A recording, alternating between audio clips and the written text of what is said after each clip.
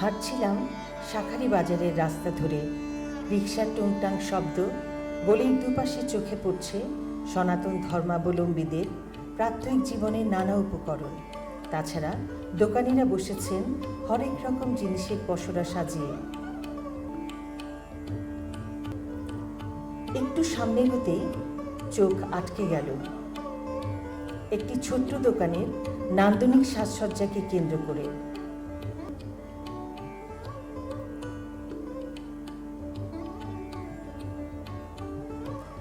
উঁকি দিতেই দেখি একজন নারী দোকানটি পরিচালনা করছেন। কিছুটা কৌতূহল জাগল। অতঃপর আপনার এই দোকান কতদিনের? দোকানের বয়স হচ্ছে 14 বছর। 14 বছর। আপনার বাসা কি এখানেই? হ্যাঁ, এটা আমার শখ? অনেক আগে থেকেই শখের ছিল। শখের থেকে এটা আমার এখন পেশা হয়ে গেছে। আচ্ছা তো এটা ছাড়া আমার এখন একদমই চলতে কষ্ট। আচ্ছা। যখন অনলাইন প্ল্যাটফর্ম ছিল না, তো তখন থেকে আমি এই বিজনেসে জড়িত। আচ্ছা। তা আমি যখন ফার্স্ট এই দোকান উদ্বোধন করলাম, তো তখন থেকে এই জিনিসটা আমাকে যেন একদম ঘুরে বসে। কিন্তু এখন এতটা শ্রম দিতে পারি না, কষ্ট হয়ে যায় সংসার মেনটেন করে বিজনেস করা। এবং খুব একটা চ্যালেঞ্জের ব্যাপার থাকে সারাদিন পরে কাজ।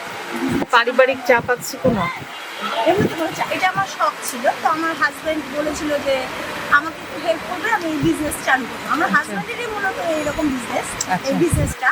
তো ওকে হেল্প করতে যেয়ে আমি ওর মধ্যে জড়িয়ে গেছি। এখন আমাদের দুটো শখ, একটা আমার হাজব্যান্ড চালায়, একটা আমি চালাই। তো এখন দুজনে একসাথেই কেনাকাটা করি, একসাথেই চালাই, সব একসাথেই।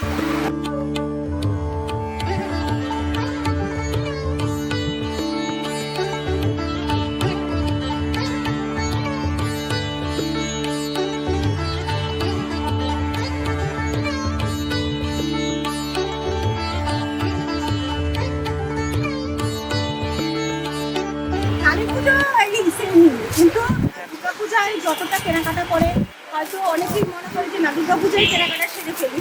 তো কালী পূজার হিসেবে দুর্গা পূজায় কালী পূজার কেনাকাটাটা একবারে করে 10টা তো আর লক্ষ্মী পুজো তো বাদ দিই, 10টা তো আর করা হয়।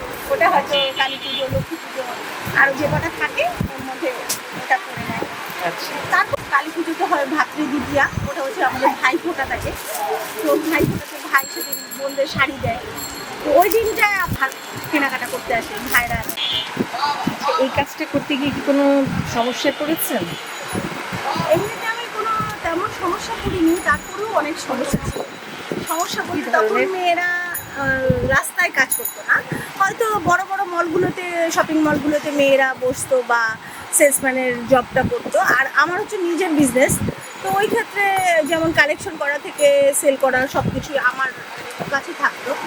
তো এগুলো একটা ব্যাপার ছিল, মেয়েরা দোকান করা বা মেয়েরা বিজনেস করা খুব দিদি একটা চ্যালেঞ্জই থাকে। ওটা একটা কেমন, সবাই তো সব কিছু ইজি নেয় যে জিনিসটা সহজ একটা জিনিস না, সহজভাবে মানতেই যেন পারে। তো এক করতে করতে আমাদের এই পাড়াতে শুধুমাত্র আপনি ওই মোড় থেকে ওই মোড় পর্যন্ত যাবেন, দেখবেন বেশিরভাগ দোকানে এখন মেয়ে। আচ্ছা। আর তখন নারী উদ্যোক্তা হিসেবে আমি ফার্স্ট ছিলাম।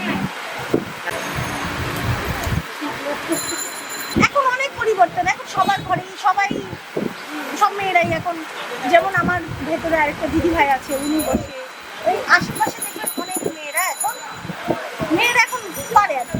যে একজনকে দেখে দেখে উৎসাহিত হয়ে এখন সবাই মেয়েরাও পারে। হঠাৎ ফুলের কথা জিজ্ঞেস করতেই ফুল আমাদের প্রতিদিন ওরকম ফুলই আমাদের, যেমন আপনি একটা গলায় পরে আছেন, এটাও প্রয়োজন। হ্যাঁ, যেমন এই ফুলটা আমরা মহাদেবকে অর্পণ করে থাকি, যে আপনার আকন্দ ফুল। তো এটাও আমরা ঈশ্বরের জন্যই মানে পছন্দ করি। তো এরকম সব রকম ফুলই আমাদের প্রতিদিন চাহিদা, সব রকম, বিশেষ করে কালার। এক একটা কালারের কিন্তু এক একটা মাহাত্ম্য আছে। এই যেমন লাল ফুলটা আমরা মা কালীকে অর্পণ করে থাকি, যেমন ভোলেনাথকে আমরা এই ফুলটা অর্পণ করে থাকি। নীলকণ্ঠ অপরাজিতা যেটা, ওটা আমরা ভোলেনাথকে অর্পণ করে থাকি। তো এরকম প্রতিদিন, যেমন গাঁদা ফুল, এটা অ্যাজ ইউজুয়াল মনে করি সব জায়গায় চলে, এটা সাজানোর জন্য লাগে। তো সাদা ফুল হয়তো আমরা নারায়ণকে অর্পণ করি। তো এরকম প্রত্যেকটা ফুল আমাদের আলাদা আলাদা আমাদের জীবনেও মাহাত্ম রাখে, ফুলের সাথে ভগবানের সাথে ওরকম একটা সম্পৃক্ততা থাকে। নারী শব্দটি ব্যঞ্জনাময়। নারী উর্বশী, স্নেহময়ী জননী, মহামায়া, সর্বংসহা, সর্বোপরি সহায় বা আশ্রয়। কিন্তু সব ছাপিয়ে তিনি যে একজন মানুষ। যুগ যুগ ধরে এ সমাজে নারীর ব্যক্তিসত্তা, সম্মান, আত্মপরিচয়ের বিষয়টি যেন এখনো অবহেলিত।